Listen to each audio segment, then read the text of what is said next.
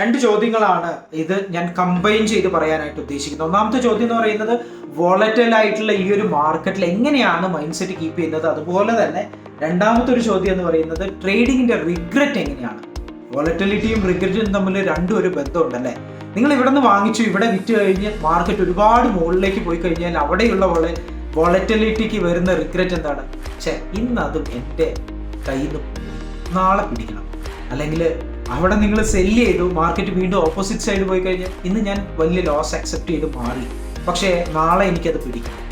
ഈ ഒരു നാളെ റിവെഞ്ച് ട്രേഡ് ചെയ്യണം എന്നുള്ളൊരു കാര്യം തന്നെയാണ് ഏറ്റവും ആദ്യം മാറ്റേണ്ടത്. കാരണം ഇന്നത്തെ ഓപ്പർച്യൂണിറ്റി ആയിരിക്കില്ല നാളെ പ്രൊവൈഡ് ചെയ്യുന്നുണ്ടാവുക, നാളത്തെ ഓപ്പർച്യൂണിറ്റി ആയിരിക്കില്ല അടുത്ത സെക്കൻഡിൽ പ്രൊവൈഡ് ചെയ്യുന്നുണ്ടാവുക. അപ്പോൾ എവറി മൊമെന്റ് ഇന്നവിറ്റബിൾ എന്ന് കഴിഞ്ഞ സീരീസിൽ നമ്മൾ പഠിച്ചിട്ടുള്ള ആ ഒരു കാര്യം ഇവിടെയും അതുപോലെ തന്നെ ഉപയോഗിക്കുക. രണ്ടാമത്തെ ഒരു കാര്യം എന്ന് പറയുന്നത് ട്രേഡിംഗ് വോളറ്റിലിറ്റി ഇത്ര വലിയൊരു ഗ്യാപ്പ് ഉണ്ടെങ്കിൽ അതിൽ ഫുള്ള് നമ്മൾ ക്യാപ്ചർ ചെയ്യണമെന്ന് ഒരു ആവശ്യമില്ല. വളരെ ഇത്ര ചെറിയൊരു പ്രോഫിറ്റ്സ് മാത്രം നമ്മൾ ക്യാപ്ചർ ചെയ്താൽ തീരാവുന്ന പ്രശ്നമേ ഉള്ളൂ.